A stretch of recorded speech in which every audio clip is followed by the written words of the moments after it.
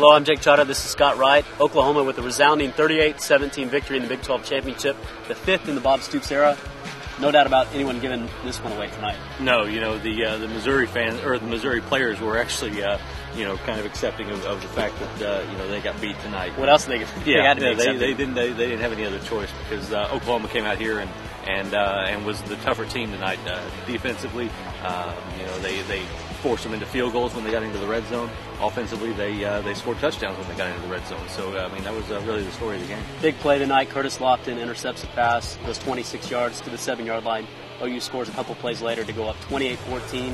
What is it about him making big play after big play? You look at the list of big plays he's made this year, causing turnovers, goal line stands, and it's quite remarkable. I don't think we've ever seen a player, at least in the Bob Stoops era, defensively make play after play like he has this year. Yeah, and they all come at crucial times. You mentioned stuff in the red zone against Texas, Oklahoma State. He causes fumbles. He had the other touchdown against Missouri. There was a big momentum swing. This one today too was kind of a shot in the gut to Missouri. I think they're trying to get something going and trying to keep within keep the margin close enough where they could attack, and that really kind of sealed it. It's the first time this year Missouri's been held under 31 points. OU had the two lowest scoring totals by Missouri all year, and this wasn't even close, 17 points. The defense overall had a tremendous game, and they really came out from the beginning and stuck it to Missouri. They had a slip up there at the end of the second quarter when Missouri went down the field, but other than that, it was just a dominating performance by the Sooner defense.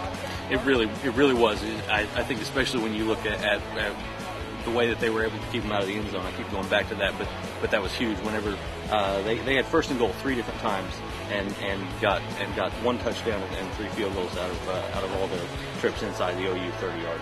Sooners win the first back-to-back Big 12 championship in league history. Now it's on to the Fiesta Bowl against Kansas, Arizona State. Probably Kansas is what we're hearing. Hawaii's losing right now. That could throw another wrench into things.